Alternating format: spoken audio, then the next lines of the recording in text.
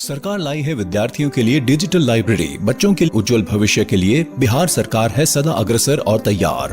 कक्षा 1 से कक्षा 12 तक की सभी पाठ्य पुस्तक पूरक सामग्री एवं वीडियो अब शिक्षा विभाग बिहार सरकार द्वारा विकसित पोर्टल पर है उपलब्ध। अध्ययन सामग्री देखने के लिए BEPCLots.bihar.gov.in पर विजिट करें अथवा एंड्रॉइड मोबाइल पर गूगल प्ले स्टोर से E-Lots ऐप डाउनलोड करें। शिक्षकों, अभिभावकों एवं बच्चों से अनुरोध है कि इस लाइब्रेरी का अधिक से अधिक लाभ उठाएं और अपनी पढ़ाई जारी रखें।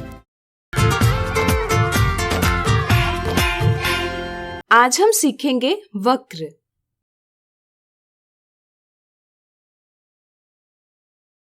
क्या आपने पेंसिल से कागज पर कोई चित्र बनाने की कोशिश की है? यदि नहीं की होगी तो करके जरूर देखिए। कई बार जब हम कोई चित्र बनाते हैं तो कोई आकार बनाने के लिए सीधी और टेढ़ी मेढ़ी रेखाएं खींचते हैं। अक्सर ऐसी रेखाएं कागज से बिना पेंसिल उठाए बनाई जाती है, जैसे यहाँ हमने एक पेड़ बनाया है। इसी तरह हम पर्वत, बादल, झरना, रास्ता इत्यादि बनाएंगे। कागज से बिना पेंसिल उठाए बनाई गई सीधी और टेढ़ी रेखाएं वक्र यानी कर्व कहलाती है। हालांकि वक्र शब्द का अर्थ सीधा नहीं यानी कि टेढ़ी मेढ़ी रेखा है, लेकिन जरूरी नहीं वक्र हमेशा एक टेढ़ी मेढ़ी रेखा ही हो। अगर कागज से बिना पेंसिल उठाए एक सीधी रेखा बनाई जाए तो यह भी एक वक्र ही कहलाती है। अब इन वक्रों को देखें। क्या आप बता सकते हैं इनमें क्या अंतर है? सोचिए सोचिए। चलिए हम बताते हैं। ये वक्र स्वयं को नहीं काटते हैं, जबकि ये वक्र स्वयं को काटते हैं। जब कोई वक्र स्वयं को नहीं काटती तो उसे हम सरल वक्र यानी सिंपल कर्व कहते हैं। अगर वक्र स्वयं को काटती है तो वह एक सरल वक्र नहीं है। कुछ वक्र एक स्थान से शुरू होकर पुनः उसी स्थान पर समाप्त होते हैं, यानी कि इनका प्रारंभिक बिंदु या अंतिम बिंदु नहीं होता, यानी कि इसके सिरे मिले हुए होते हैं। ऐसी वक्र जिसके सिरे मिले हुए होते हैं एक बंद वक्र यानी क्लोज कर्व कहलाती है।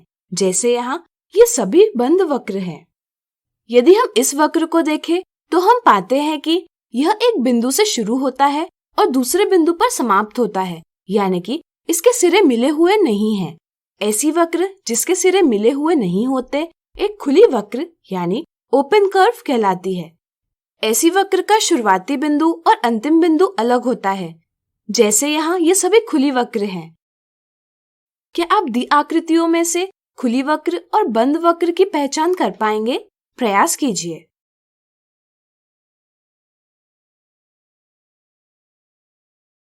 यहाँ आकृति A, C और E में दर्शाई गई वक्र बंद वक्र है, क्योंकि इनके सिरे मिले हुए हैं। जबकि अगर हम आकृति B, D और F को देखें तो इनके सिरे मिले हुए नहीं हैं, इसलिए ये सभी खुली वक्र हैं। बंद वक्र की बात करें तो इनके 3 भाग होते हैं: वक्र के अंदर का भाग, वक्र का भाग और वक्र के बाहर का भाग। वक्र के अंदर का भाग कहलाता है वक्र का अभ्यंतर यानी इंटीरियर। वक्र के बाहर का भाग कहलाता है वक्र का बहिर्भाग यानी एक्सटीरियर। और वक्र का भाग कहलाता है वक्र की परिसीमा यानी बाउंड्री। वक्र के अभ्यंतर और उसकी परिसीमा को मिलाया जाए तो साथ में वे वक्र का क्षेत्र यानी रीजन कहलाते हैं। अब आपको वक्र की समझ बन गई होगी।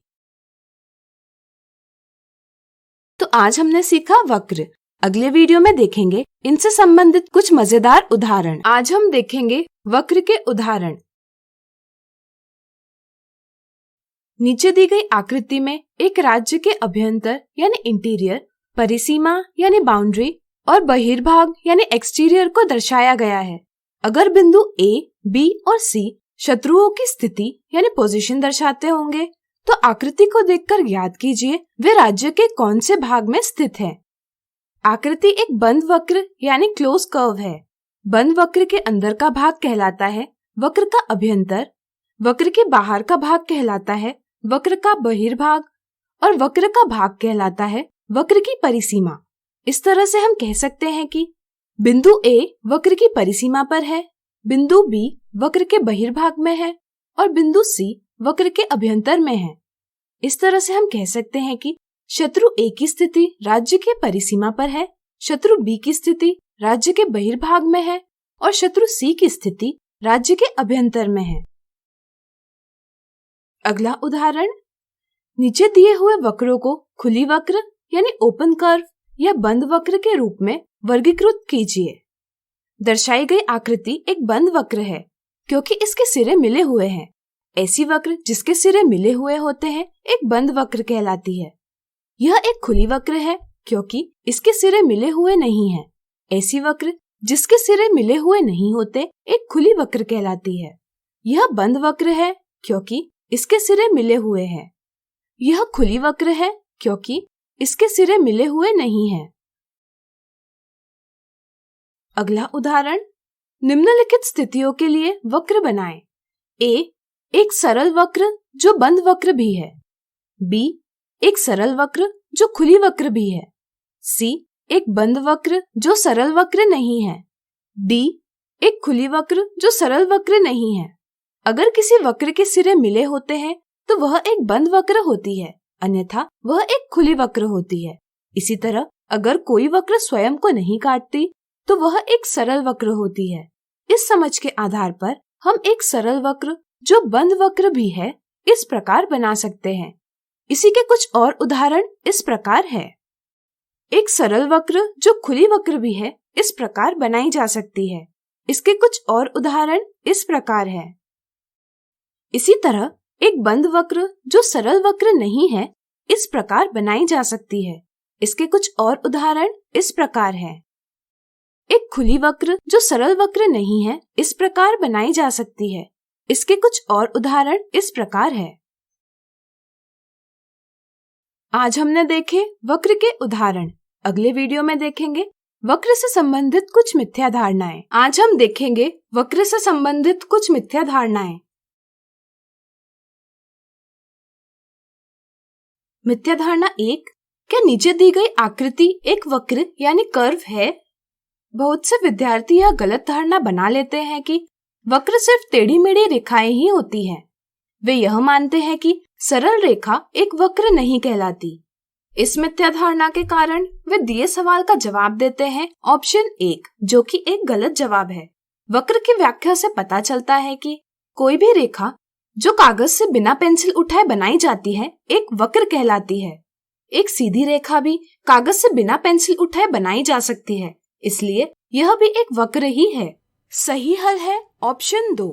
इसी तरह याद रहे, कुछ बच्चों को यह मिथ्या धारणा होती है कि सरल रेखाओं से बनी आकृति एक वक्र नहीं होती, लेकिन यह भी एक गलत समझ है। सरल रेखाओं से बनी आकृतियां भी वक्र ही होती है। मिथ्या धारणा 2, क्या नीचे दी गई वक्र एक बंद वक्र यानी क्लोज कर्व है? दिए वक्र में बच्चे यह देखते हैं कि यह वक्र एक क्षेत्र को घेर रही है, इसलिए वे सोचते हैं कि दी वक्र एक बंद वक्र है। वे बंद वक्र की व्याख्या को नजरअंदाज कर देते हैं और जवाब देते हैं ऑप्शन 1, लेकिन यह एक गलत जवाब है। बंद वक्र की व्याख्या हमें बताती है कि जिसके सिरे मिले हुए होते हैं एक बंद वक्र कहलाती है। क्या यहाँ इस वक्र के सिरे मिले हुए हैं? सोचिए सोचिए। सही सोचा, यह वक्र के सिरे मिले हुए नहीं है, इसलिए यह एक बंद वक्र नहीं है। जिस वक्र के सिरे खुले होते हैं वह एक खुली वक्र यानी ओपन कर्व कहलाती है, इसलिए सही जवाब है ऑप्शन 2। मिथ्या धारणा 3, नीचे दी गई आकृति देखकर पता कीजिए कि क्या यह वक्र एक सरल वक्र यानी सिंपल कर्व है या नहीं। बहुत से विद्यार्थी यह गलत धारणा बना लेते हैं कि बंद वक्र स्वयं को काटती है, इसलिए वह एक सरल वक्र नहीं हो सकती, लेकिन यह एक गलत समझ है, इसलिए ऑप्शन 2 गलत जवाब है। जब कोई वक्र स्वयं को नहीं काटती तो उसे हम सरल वक्र कहते हैं। अगर हम इस वक्र को देखें तो यह किसी भी स्थान पर स्वयं को नहीं काटती, इसलिए यह एक सरल वक्र है, इसलिए ऑप्शन 1 सही जवाब है। तो आज हमने देखी वक्र से संबंधित कुछ मिथ्या धारणाएं।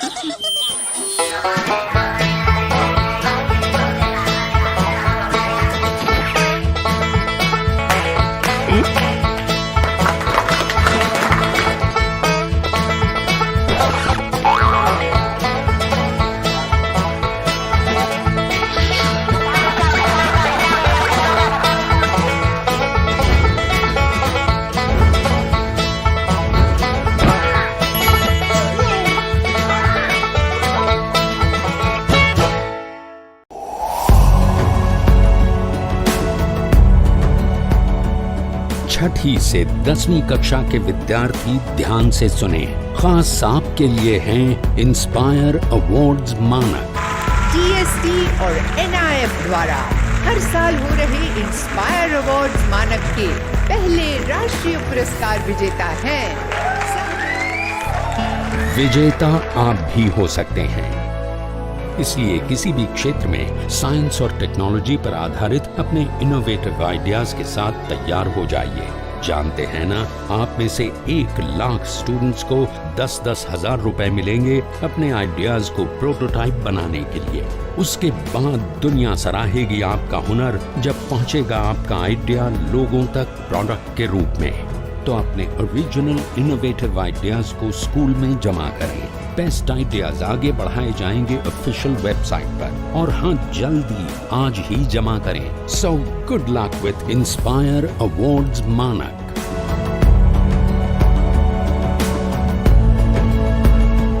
आज हम सीखेंगे संलग्न आकृतियों का परिमाप।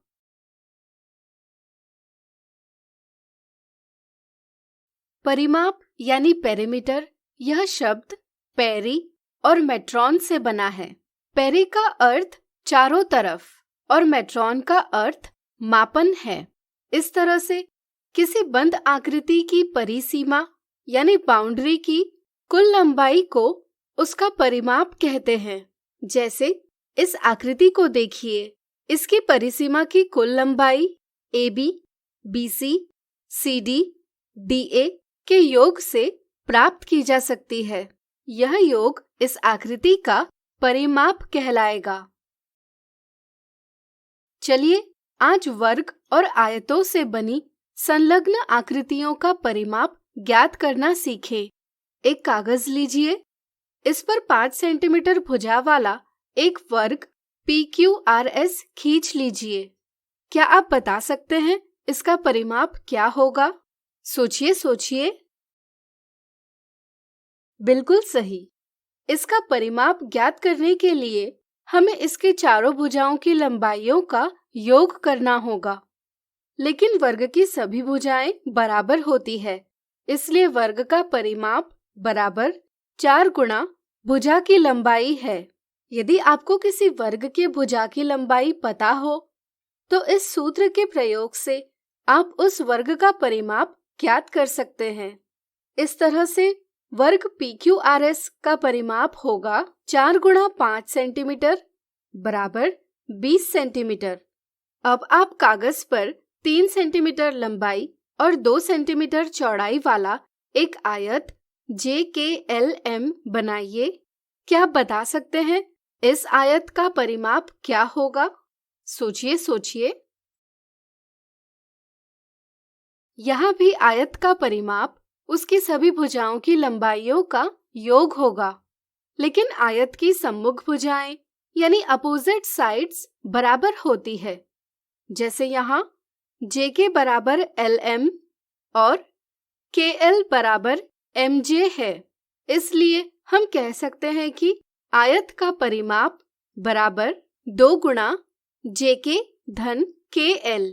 यदि हम भुजा JK को आयत की लंबाई और भुजा KL को आयत की चौड़ाई कहें तो आयत का परिमाप बराबर 2 गुणा लंबाई धन चौड़ाई लिखा जा सकता है।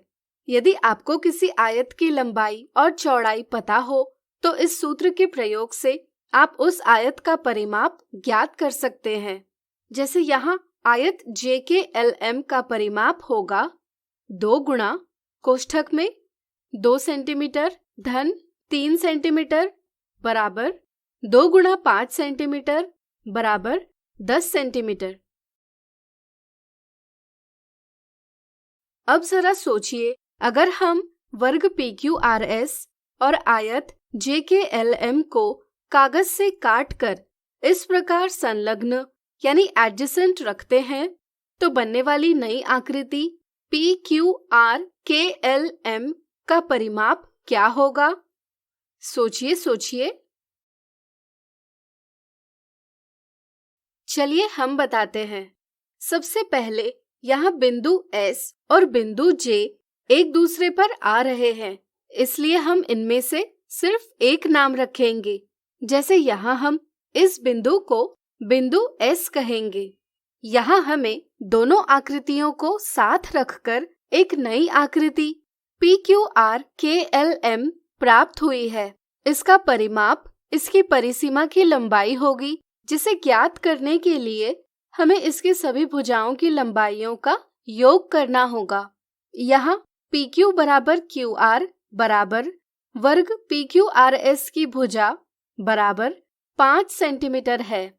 क्या आप बता सकते हैं कि हम भुजा RK की लंबाई कैसे ज्ञात कर सकते हैं? सोचिए सोचिए। बिल्कुल सही। RK बराबर RS ऋण SK बराबर 5 सेंटीमीटर ऋण 2 सेंटीमीटर बराबर 3 सेंटीमीटर। KL बराबर 3 सेंटीमीटर है। इसी तरह LM बराबर 2 सेंटीमीटर है। इसी तरह MP बराबर MS धन SP बराबर 3 सेंटीमीटर धन 5 सेंटीमीटर बराबर 8 सेंटीमीटर। इस तरह से आकृति PQRKLM का परिमाप होगा PQ धन QR धन RK धन KL धन LM धन MP बराबर 26 सेंटीमीटर। जरा सोचिए, क्या यहाँ वर्ग के परिमाप और आयत के परिमाप को जोड़कर संपूर्ण आकृति का परिमाप प्राप्त किया जा सकता है? नहीं। यदि हम इनके परिमाप का योग करेंगे तो परिणाम आता है 20 सेंटीमीटर धन 10 सेंटीमीटर बराबर 30 सेंटीमीटर। दोनों स्थितियों में परिमाप भिन्न है, इसलिए संलग्न आकृति का परिमाप इसे बनाने वाली आकृतियों के परिमाप के योग से प्राप्त करना गलत है। इसका कारण अपने अध्यापक से चर्चा करके अवश्य ज्ञात करें। अब आप स्वयं ज्ञात कीजिए कि यदि हम आयत को इस प्रकार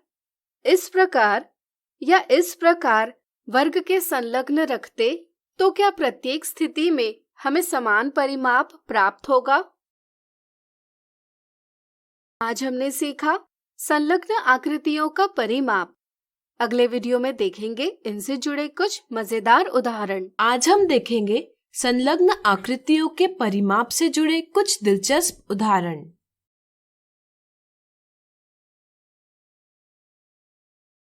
निम्न दर्शाई आकृति में वर्ग ABCD की भुजा AD के मध्य बिंदु पर एक वर्ग जुड़ा हुआ है। आकृति का परिमाप ज्ञात कीजिए। दर्शाई आकृति से ज्ञात होता है कि वर्ग ABCD के भुजा की लंबाई 8 सेंटीमीटर है। प्रश्न के अनुसार G भुजा AD का मध्य बिंदु है, इसलिए रेखाखंड यानी लाइन सेगमेंट AG और रेखाखंड GD की लंबाई बराबर होगी। आकृति को देखकर हम कह सकते हैं कि AD बराबर AG धन GD है, यानी कि AG धन GD बराबर 8 सेंटीमीटर है। चूंकि AG बराबर GD है, इसलिए GD धन GD बराबर 8 सेंटीमीटर, 2GD बराबर 8 सेंटीमीटर, GD बराबर 8 सेंटीमीटर विभाजित 2 बराबर 4 सेंटीमीटर है। अर्थात वर्ग DEFG की भुजा GD की लंबाई 4 सेंटीमीटर है और दर्शाई गई आकृति की भुजा AG की लंबाई भी 4 सेंटीमीटर है। परिमाप बराबर सभी भुजाओं की लंबाई का योग। इसलिए परिमाप ज्ञात करने के लिए हम आकृति की सभी भुजाओं की लंबाइयों का योग करेंगे। परिमाप बराबर AB धन BC धन CD धन DE धन EF धन FG धन GA। परिमाप बराबर 8 सेंटीमीटर धन 8 सेंटीमीटर धन 8 सेंटीमीटर धन 4 सेंटीमीटर धन 4 सेंटीमीटर धन 4 सेंटीमीटर धन 4 सेंटीमीटर। इस प्रकार दर्शाई गई आकृति का परिमाप 40 सेंटीमीटर है। अगला उदाहरण, आयत यानी रेक्टेंगल PQRS का परिमाप यानी पेरीमीटर 120 मीटर है। राहुल ने आयत PQRS को 3 बराबर माप के आयतों में विभाजित किया। प्रत्येक आयत का परिमाप ज्ञात कीजिए। आयत PQRS 3 बराबर माप के आयतों में विभाजित किया गया है। अर्थात प्रत्येक आयत की लंबाई और चौड़ाई बराबर है। चलिए प्रत्येक आयत की लंबाई को L और चौड़ाई को B मान ले। यह आयत PQRS का परिमाप बराबर आयत के चारों भुजाओं की लंबाई का योग बराबर L धन B धन L धन B धन B धन L धन B बराबर 3L धन 4B है। हमें आयत PQRS का परिमाप 120 मीटर दिया गया है, इसलिए हम कह सकते हैं कि 3L धन 4B बराबर 120 मीटर है। यहाँ भुजा PQ बराबर 2B है और भुजा RS बराबर L है। चूंकि आयत की सम्मुख भुजाएं यानी ऑपोजिट साइड्स बराबर होती है, इसलिए हम कह सकते हैं कि PQ बराबर RS यानी L बराबर 2B है। अर्थात 3L धन 4B बराबर 120 मीटर को लिख सकते हैं 3 गुना 2B धन 4B बराबर 120 मीटर। इसे सरल करने पर B का मान 12 मीटर प्राप्त होगा। चूंकि L बराबर 2B है, इसलिए हमें L का मान प्राप्त होगा 24 मीटर। हमें ज्ञात है कि आयत का परिमाप बराबर 2 गुना लंबाई धन चौड़ाई है। अतः विभाजित किए गए प्रत्येक आयत का परिमाप है 2 गुना 24 धन 12 मीटर बराबर 2 गुना 36 मीटर बराबर 72 मीटर। अगला उदाहरण, वर्ग यानी स्क्वायर ABCD का परिमाप 84 सेंटीमीटर है। मिलीमीटर में वर्ग के प्रत्येक भुजा की लंबाई क्या होगी? हमें ज्ञात है कि वर्ग ABCD का परिमाप बराबर 4 गुना एक भुजा की लंबाई है, इसलिए एक भुजा की लंबाई होगी वर्ग ABCD का परिमाप विभाजित 4 बराबर 21 सेंटीमीटर। हमें ज्ञात है कि 1 सेंटीमीटर बराबर 10 मिलीमीटर है। इस तरह से वर्ग ABCD के एक भुजा की लंबाई होगी 21 गुना 10 मिलीमीटर बराबर 210 मिलीमीटर। चूंकि वर्ग की सभी भुजाओं की लंबाई समान होती है, इसलिए वर्ग ABCD की प्रत्येक भुजा की लंबाई 210 मिलीमीटर है। आज हमने देखे संलग्न आकृतियों के परिमाप से जुड़े कुछ मजेदार उदाहरण। अगले वीडियो में देखेंगे इनसे जुड़ी कुछ मिथ्या धारणाएं। आज हम देखेंगे संलग्न आकृतियों के परिमाप से जुड़ी कुछ मिथ्या धारणाएं और कुछ साधारण गलतियां।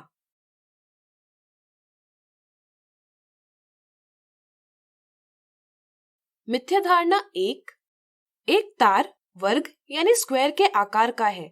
रिया ने तार को मोड़कर उसे आयत यानी रेक्टेंगल के आकार में परिवर्तित किया, तो क्या वर्ग और आयत का परिमाप यानी पेरीमीटर भिन्न होगा? किसी बंद आकृति की परिसीमा यानी बाउंड्री की कुल लंबाई को उसका परिमाप कहते हैं। कुछ बच्चे सोचते हैं कि यदि तार के आकार में परिवर्तन हो रहा है, इसलिए परिमाप में भी परिवर्तन होगा। चूंकि यहाँ वर्ग के आकार को आयत के आकार में परिवर्तित किया गया है, इसलिए वे सोचते हैं कि वर्ग और आयत का परिमाप भिन्न होगा। इसलिए वे जवाब देते हैं ऑप्शन 1, जो एक गलत जवाब है। यहाँ तार के आकार में परिवर्तन अवश्य हो रहा है, लेकिन लंबाई में कोई परिवर्तन नहीं हो रहा। इसलिए आयत और वर्ग दोनों का परिमाप समान होगा, यानी कि ऑप्शन 2 सही जवाब है। मिथ्या धारणा 2, निम्न दर्शाए आकार का परिमाप क्या है? दर्शाया आकार वर्गांकित कागज पर बनाया हुआ है। परिमाप ज्ञात करते समय कुछ बच्चे आकार की भुजाओं के अनुदिश स्थित वर्गों की गिनती करते हैं। इससे उन्हें 10 इकाई परिणाम प्राप्त होता है, इसलिए वे जवाब देते हैं ऑप्शन 1, जो गलत जवाब है। परिमाप बंद आकृति के चारों ओर की दूरी है, इसलिए हमें इस आकृति की सभी भुजाओं की लंबाइयों का योग करना होगा। योग करने पर हमें इस आकृति का परिमाप प्राप्त होगा 18 इकाई। इसलिए दर्शाए आकार का परिमाप 18 इकाई है, इसलिए ऑप्शन 2 सही जवाब है। अब चलिए देखते हैं कुछ साधारण गलतियां। साधारण गलती 1, इकाइयों को नजरअंदाज करना। यदि कुछ बच्चों से पूछा जाए कि एक आयत की लंबाई 4 मीटर है, और चौड़ाई 100 सेंटीमीटर है तो आयत का परिमाप क्या होगा? तो वे आयत का परिमाप बराबर 2 गुना लंबाई धन चौड़ाई बराबर 208 मीटर प्राप्त करते हैं, जो एक गलत जवाब है। वे परिमाप ज्ञात करने से पहले आकार की लंबाई और चौड़ाई की इकाइयों को समान नहीं करते, जैसे कि यहाँ आयत की लंबाई मीटर में है और चौड़ाई सेंटीमीटर में है, इसलिए पहले हमें लंबाई और चौड़ाई की इकाइयों को समान करना होगा। चूंकि 100 सेंटीमीटर बराबर 1 मीटर है, इसलिए आयत की चौड़ाई है 1 मीटर। इस प्रकार आयत का परिमाप है 2 गुना 4 धन 1 यानी कि 10 मीटर। प्रश्न को ध्यान से पढ़ने से इस प्रकार की गलती से बचा जा सकता है। साधारण गलती 2, आधा प्रश्न हल करना। यदि कुछ बच्चों से पूछा जाए कि एक वर्गाकार खेत की प्रत्येक भुजा की लंबाई 20 मीटर है तो 140 रुपए प्रति मीटर की दर से बाड़ लगाने पर कितना व्यय होगा? तो बच्चे वर्गाकार खेत का परिमाप ज्ञात करते हैं। 4 गुना 20 बराबर 80 मीटर। वे प्रश्न को आगे सरल करना भूल जाते हैं। जैसे यहाँ वे परिमाप तो ज्ञात करते हैं, परंतु बाड़ लगाने का व्यय ज्ञात करना भूल जाते हैं। इस प्रकार की गलतियों से बचने के लिए प्रश्न में क्या पूछा गया है, इसे ध्यान में रखते हुए हल करना चाहिए। यहाँ बाड़ लगाने पर व्यय होगा। आज हमने देखी संलग्न आकृतियों के परिमाप से जुड़ी कुछ मिथ्या धारणाएं और कुछ साधारण गलतियां।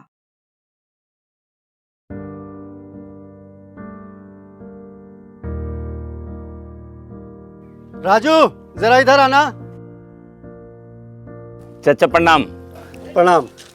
ये बताओ कि स्कूल से ड्रेस का पैसा मिला कि नहीं? मिल गया, पिछले हफ्ता मिल गया। और छात्रवृत्ति? चाचा वो तो अब खाता में ही चला आता है। अरे वाह, ये सब तो इसको खूब पता है। पर ये पता है तुम्हारा लड़का स्कूल में काका सीखता है? ये हंसने का नहीं, सोचने का वक्त है। सिर्फ बैट हाथ में दे देने से कोई सचिन नहीं बन जाता। उसी तरह ड्रेस सिलवाकर पहनाकर स्कूल भेज देने से पिंटू होनहार नहीं बन जाएगा।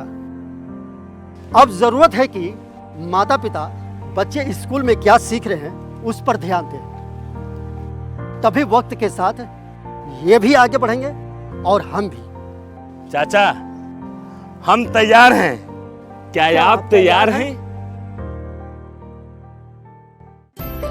आइए हम मिलकर अपने बच्चों के भविष्य को एक नई उड़ान दें। आज हम पूछेंगे तो कल ये सीखेंगे। नमस्कार दोस्तों, आज के इस वीडियो में आपका स्वागत है। आज हम घन और घनमूल भाग 1 के बारे में पढ़ने वाले हैं। आज के इस वीडियो में सबसे पहले हम घन संख्याएं क्या होती हैं यह जानेंगे और इसके बाद घन संख्याओं के कुछ रोचक तथ्यों के बारे में जानेंगे। तो आइए आज का पाठ्यक्रम शुरू करते हैं। तो क्या आपको यह आकृति याद है? इसका नाम क्या है? अगर आपका उत्तर वर्ग है तो आप बिल्कुल सही हैं। वर्ग वह आकृति होती है जिसकी चारों भुजाएं सामान्य होती हैं। मान लेते हैं कि यह वर्ग 1 सेंटीमीटर का है। इस 1 सेंटीमीटर वाले वर्ग को अगर हम एक ऊंचाई दे दें तो जो हमें ठोस वस्तु प्राप्त होगा उसे हम घन कहते हैं। घन के 3 आयाम होते हैं और यह तीनों आपस में बराबर होते हैं। अगर मैं आपसे पूछूं कि 1 सेंटीमीटर भुजा वाले हम कितने घन लें कि इनको मिलाकर हम एक 2 सेंटीमीटर भुजा वाला घन बना लें, आइए इसका उत्तर हम मिलकर खोजें। सबसे पहले हमने एक घन लिया जिसके कि हर एक भुजा 1 सेंटीमीटर का है। इसके बगल में एक और 1 सेंटीमीटर भुजा वाला एक और घन लगाया हमने। अब आप देख सकते हैं कि 2 आयाम हो गए, 1 सेंटीमीटर का और 2 सेंटीमीटर का। चलिए अब एक आयाम तो हो गया 2 सेंटीमीटर का, अब हम अगले आयाम को भी 2 सेंटीमीटर का बनाएं। इसको बनाने के लिए हम इन 2 घनों के ऊपर 2 और घन लगाते हैं। अब आप देख सकते हैं कि 2 आयाम 2 सेंटीमीटर के हो गए, लेकिन अभी भी हमारा तीसरा आयाम 1 सेंटीमीटर का है। हमें इसे भी 2 सेंटीमीटर का बनाना है। तो अब हम क्या करेंगे? तो हम इन चारों घन के पीछे हम ऐसे ही और 4 घन लगा देंगे। तो इन चारों घनों के पीछे और 4 घन लगाने पर जो हमें अब ठोस वस्तु ज्ञात होगी उसके अब तीनों ही आयाम बराबर होंगे और वह सारे के सारे 2 सेंटीमीटर के होंगे। तो इस 2 सेंटीमीटर वाले घन को बनाने के लिए हमने 1 सेंटीमीटर वाले कितने घन लगाए, तो इसके लिए आप देख सकते हैं कि यहाँ पर हमने पहले 4 आगे में लिए थे और 4 पीछे में, तो कुल हमारे पास हो गए 8। तो इन 8 1 सेंटीमीटर भुजा वाले घनों से मिलाकर हमने 2 सेंटीमीटर वाला एक घन बना लिया। जैसा कि हम देख सकते हैं कि सारी भुजाएं 2 सेंटीमीटर की हैं और 2 को 2 से ही 3 बार गुना करने पर जो हमें संख्या ज्ञात होता है वह होता है 8। और 8 ही वह संख्या है जिसने कि हमने 1 सेंटीमीटर भुजा वाले घनों को जोड़कर 2 सेंटीमीटर भुजा वाला एक घन बनाया है। तो यहाँ पे हमने पाया कि वह संख्या जिसे एक प्राकृत संख्या से खुद से 3 बार गुना करने से हमें जो संख्या ज्ञात हो उस संख्या को हम पूर्ण घन या कहें तो घन संख्या कहते हैं। और इस प्रकार के पूर्ण घन को दर्शाने के लिए हम इन्हें कुछ इस प्रकार दर्शाते हैं, जिसमें कि नीचे वाली संख्या हमें यह बताती है कि हम किस प्राकृत संख्या को गुना कर रहे हैं और ऊपर वाली संख्या हमें यह बताती है कि हम कितनी बार कर रहे हैं। तो जैसा कि हमने 2 को 3 बार गुना किया इसलिए ऊपर में हमने 3 लिखा। तो घन संख्याएं प्राप्त करने के लिए हम एक प्राकृत संख्या को उसी से 3 बार गुना करते हैं। तो 1 को 3 बार 1 से गुना किया तो हमें 1 ज्ञात हुआ। अभी अभी हमने 2 को गुना कर यह देखा कि हमें 8 ज्ञात होगा। 3 को 3 से 3 बार गुना करेंगे तो हमें 27 ज्ञात होगा। इसी प्रकार 4 को 4 से 3 बार गुना करने पर 64 व 5 को 5 से 3 बार गुना करने पर 125। इसी प्रकार 6 को 6 से 3 बार गुना करने पर 216, 7 को 7 से 3 बार गुना करने पर 343, 8 को 8 से 3 बार गुना करने पर 512 और 9 को 9 से 3 बार गुना करने पर 729 और अंतिम में 10 को 10 से 3 बार गुना करने पर हमें 1000 ज्ञात होगा। यह 10 बहुत ही महत्वपूर्ण घन संख्याएं हैं और यह बड़ा ही सरल तरीका है किसी भी प्राकृत संख्या का घन संख्या प्राप्त करना कि हम उसे ही उससे 3 बार गुना कर लें। इन महत्वपूर्ण घन संख्याओं को दर्शाते हुए हम कुछ इस प्रकार लिख सकते हैं। अगर आप चाहें तो इस वीडियो को थोड़ी देर रोककर आप इन घन संख्याओं को लिख लें और इन्हें याद रखने की कोशिश करें। अब घन संख्याओं को इस प्रकार लिखने के बाद हमने यह पाया कि जितनी भी विषम संख्याएं हैं उन सब विषम संख्याओं के घन भी विषम हैं और जितने भी सम संख्याएं हैं उन सब के भी घन सम हैं। तो यहाँ से हमें एक रोचक तथ्य ज्ञात हुआ। वह यह हुआ कि सम संख्याओं का घन जो होगा वह हमेशा एक सम संख्या ही होगा और विषम संख्याओं का भी घन जो होगा वह एक हमेशा विषम संख्या ही होगा। तो जैसा कि हमें मालूम है सम संख्याएं वह होती हैं जिनके इकाई स्थान पर या तो 0, 2, 4, 6 या 8 हो, जैसे कि 12, 34, 58, 76 व 90। आप इन सब में देख सकते हैं कि इनके इकाई स्थान पर या तो 0 है या तो 2 है या 4 या 6 या फिर 8 है। ठीक इसी प्रकार विषम संख्याएं वह होती हैं जिनके इकाई स्थान पर 1 हो, 3 हो, 5 हो, 7 हो व 9 हो, जैसे 21, 39, 55, 73 व 97। आप देख सकते हैं कि इन सब के भी इकाई स्थान पर या तो 1 है या 3 है या फिर 5 या फिर 7 या फिर 9 है और इन सब वाले संख्याओं को हम विषम संख्याएं कहते हैं। तो अब आपके लिए मेरे पास एक प्रश्न है कि 17 का घन संख्या सम होगा या विषम होगा। आपको मैं इसका उत्तर आगे वीडियो में दूंगा। तब तक आइए हम आगे बढ़ें। 10 के बाद हमने कुछ और प्राकृत संख्याओं के घन संख्याएं ज्ञात की। इन घन संख्याओं को ज्ञात करने के बाद हमें एक और रोचक तथ्य ज्ञात हुआ। वह यह हुआ कि जिन भी संख्याओं के इकाई स्थान पर 1 है उनके घन संख्याओं के भी इकाई स्थान पर 1 है। जिन भी प्राकृत संख्याओं के इकाई स्थान पर 2 है उन सब के घन संख्याओं के इकाई स्थान पर 8 है और जिन भी प्राकृत संख्याओं के इकाई स्थान पर 3 है उन सब के घन संख्याओं के इकाई स्थान पर 7 है। इसी प्रकार इकाई स्थान पर जिनके 4 है उनके घन संख्याओं के इकाई स्थान पर भी 4 है। तो इस रोचक तथ्य पर हमने एक सारणी तैयार की जिसपे हमने यह पाया कि 0, 1, 4, 5, 6 व 9 जितने भी ऐसे प्राकृत संख्याएं हैं जिनके इकाई अंक में सिर्फ यह अंक हो, उनके घन संख्या वाले इकाई अंक में भी यही अंक होते हैं। और जितने भी प्राकृत संख्याएं ऐसी हैं जिनके इकाई अंक में 2, 3, 7 व 8 हो, उनके घन संख्या के इकाई अंक में अलग अंक होते हैं। तो इनको हमें याद रखने के लिए बस यह याद रखना है कि अगर किसी प्राकृत संख्या के इकाई अंक में 2 है तो उनके घन संख्या के इकाई अंक में 8 होगा, व अगर प्राकृत संख्या के इकाई अंक में 8 है तो उनके घन संख्या के इकाई अंक में 2 होगा। और इसी तरीके से अगर किसी प्राकृत संख्या के इकाई अंक में 3 है तो उसके घन संख्या के इकाई अंक में 7 होगा, व किसी प्राकृत संख्या के इकाई अंक में 7 है तो उसके घन संख्या के इकाई अंक में 3 होगा। अगर आप चाहें तो इसे लिखकर याद रखें। अब जैसा कि आपको याद होगा कि मैंने आपसे एक प्रश्न पूछा था कि 17 का घन संख्या सम होगा या विषम होगा, तो जैसा कि हम देख सकते हैं 17 के इकाई स्थान पे 7 है तो यह एक विषम संख्या है, और हमें मालूम है कि विषम संख्या का घन संख्या जो होता है वह भी एक विषम होता है। इसलिए हम कह सकते हैं कि 17 का जो घन संख्या होगा वह भी एक विषम संख्या होगा। तो आज के इस वीडियो में हमने सबसे पहले यह सीखा कि किसी भी प्राकृत संख्या को उसी से 3 बार गुना करने पर जो हमें संख्या ज्ञात होती है उसे हम घन संख्या कहते हैं। और इसके बाद हमने कुछ घन संख्याओं के रोचक तथ्यों के बारे में भी जाना।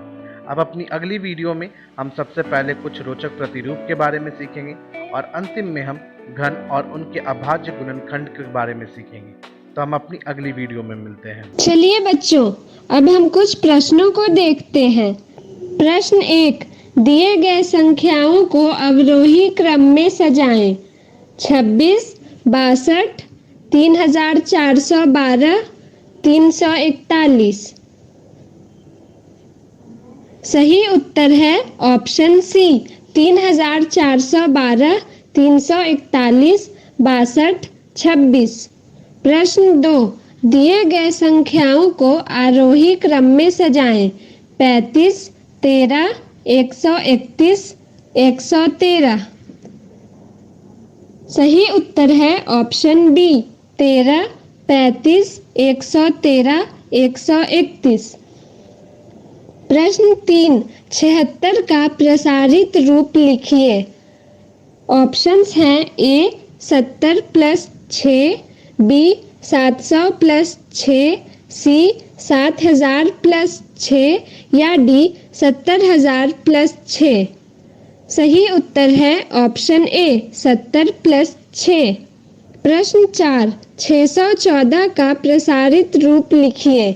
ऑप्शंस हैं ए 60 + 14, बी 600 + 14, सी 6000 + 10 + 4 या डी 600 + 10 + 4। सही उत्तर है ऑप्शन डी 600 + 10 + 4। प्रश्न 5, 9249 का प्रसारित रूप लिखिए। ऑप्शंस हैं ए 9000 + 200 + 49, बी 9000 + 249, सी 9000 + 200 + 40 + 9 या डी 900 + 200 + 40 + 9। सही उत्तर है ऑप्शन सी 9000 + 200 + 40 + 9।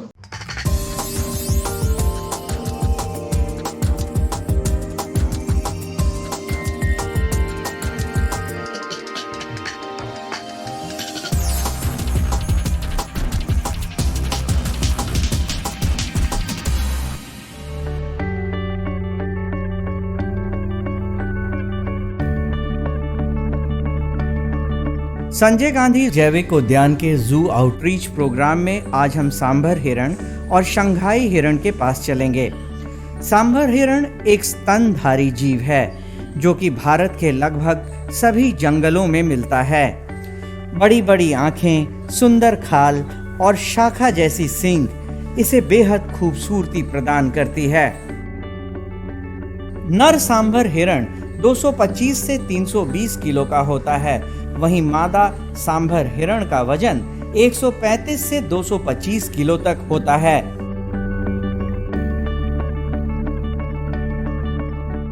सांभर हिरण की टांगे बेहद मजबूत होती हैं, जिस कारण ये काफी तेज रफ्तार से दौड़ते हैं।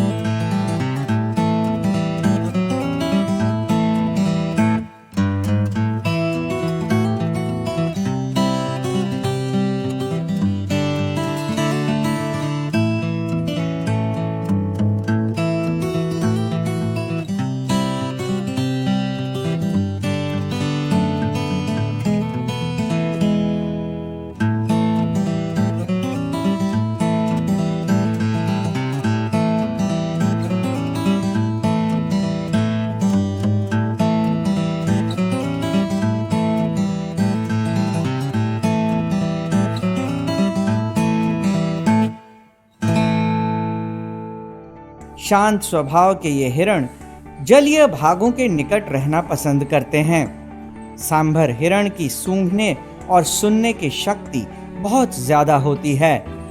वो हल्की सी आहट को भी पहचान लेते हैं। हिरण पूर्ण रूप से शाकाहारी पशु है जो केवल घास, पत्ते और पौधे खाता है। इनका गर्भकाल 240 दिनों का होता है और ये एक बार में एक बच्चे को जन्म देते हैं।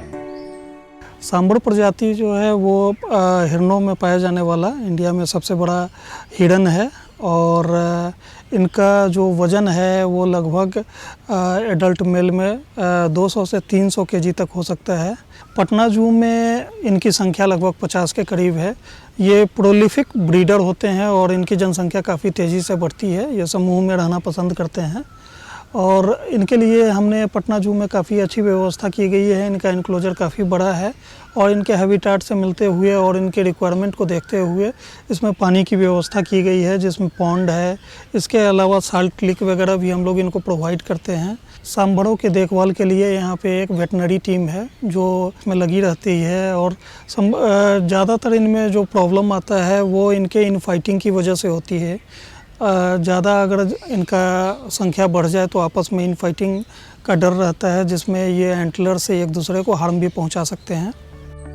संघाई हिरण भारत के मणिपुर राज्य का एक संकटग्रस्त प्रजाति का हिरण है।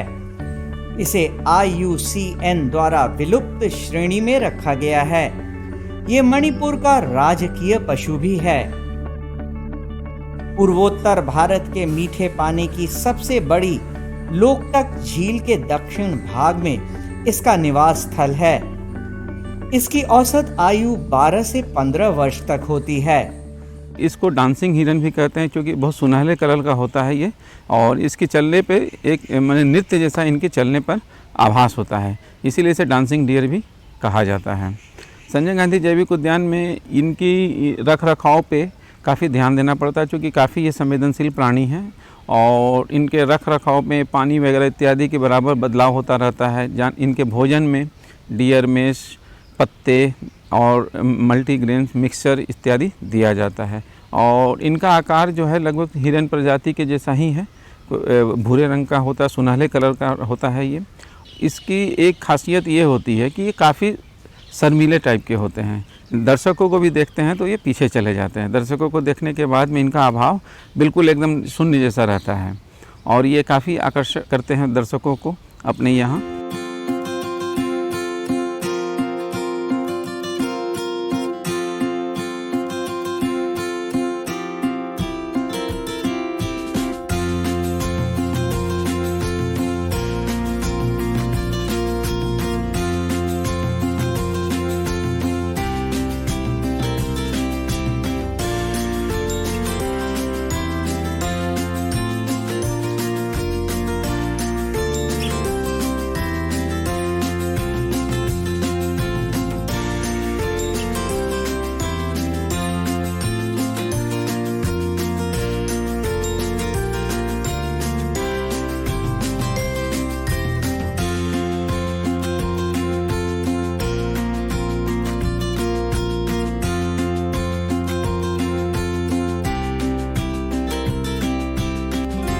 संघाई हिरण का गर्भकाल 240 दिनों का होता है और एक बार में एक बच्चे को जन्म देते हैं। आज के लिए बस इतना ही। कल फिर मिलेंगे एक नए एनक्लोजर में। तब तक के लिए नमस्कार।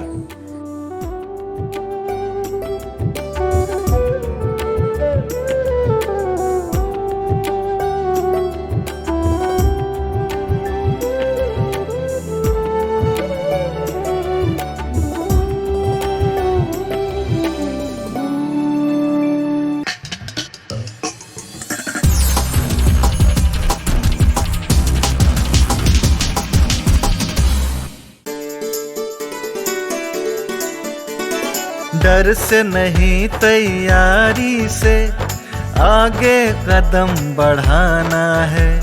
रुकी जिंदगी में चहल पहल वापस फिर से लाना है।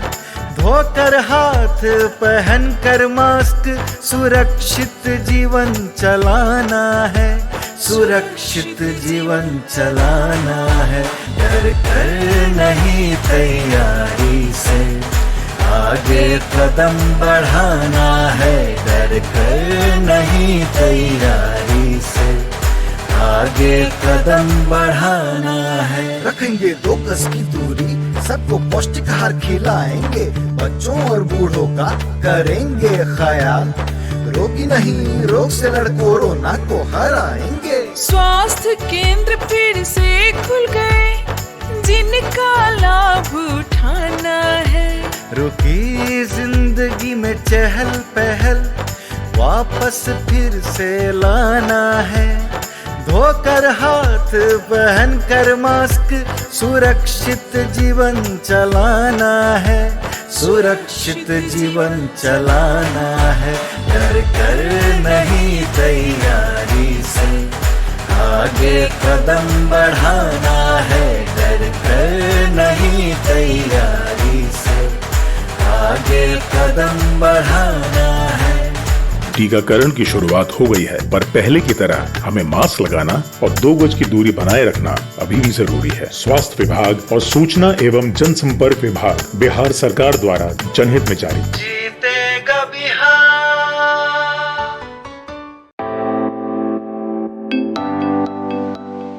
नए आइडियाज और इनोवेशन को आगे बढ़ाने का दुनिया का सबसे बड़ा मंच है इंस्पायर अवार्ड्स मानक, जहां कक्षा 6 से 10 तक के छात्र साइंस और टेक्नोलॉजी से संबंधित अपने आइडियाज और इनोवेशन को देश दुनिया तक पहुंचाने का मौका पा सकते हैं। स्कूल के माध्यम से जल्द अपने आइडिया को इंस्पायर अवार्ड मानक के वेब पोर्टल पर जमा करवाएं और अपने इनोवेटिव यात्रा की शुरुआत करें। ये करेगा आपके सपनों को साकार और एक नए नवसर्जक भारत का निर्माण। इंस्पायर अवार्ड्स मानक, इंस्पायरिंग इनोवेटर्स ऑफ टुमारो। ज्यादा जानकारी के लिए www.inspireawards-dst.gov.in पर जाएं।